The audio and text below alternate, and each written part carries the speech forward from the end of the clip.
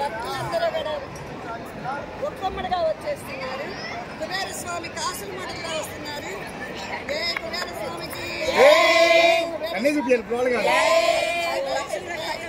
పూటలతో వస్తున్నారు. ప్రదక్షిణ చేస్తే ఇంకా వెళ్తుంది.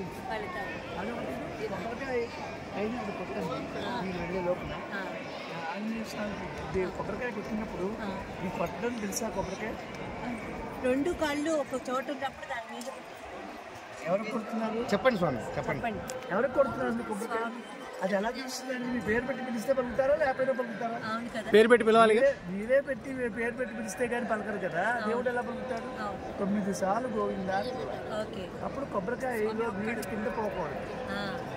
మనసా వాచాకరంగా కొట్టాలి. ఏదో నా డ్యూటీ అయిపోయింది ముక్కుబడిగా కొట్టకూడదు. అందరూ ముక్కుబడిగా అలా కూడా వెళ్ళిపోతుంది.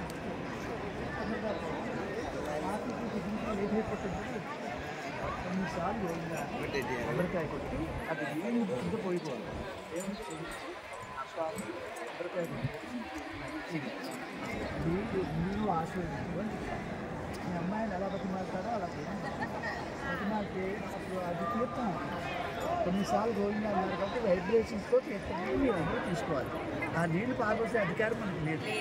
తర్వాత దీపం పెట్టినప్పుడు అది కర్పూరం కవలతో మొహం పాటిస్తున్నట్టు ఇవే తీసుకోవాలి. ఏమో తీసుకుంటే నువ్వు కర్పూరం ఏది ప్రార్థన మనసా వాచ కర్మణ చేయాలి. ఇష్టమైతే 5 నిమిషాలు కూర్చోవడం లేకపోతే వెళ్ళిపోవడం అంతే తప్ప ఇక్కడ ఇంట్లోనే చేసుకోవచ్చు కదా. ఇక్కడ ఎందుకు? ఇక్కడ అక్షయ ఫలితం ఉంటుంది.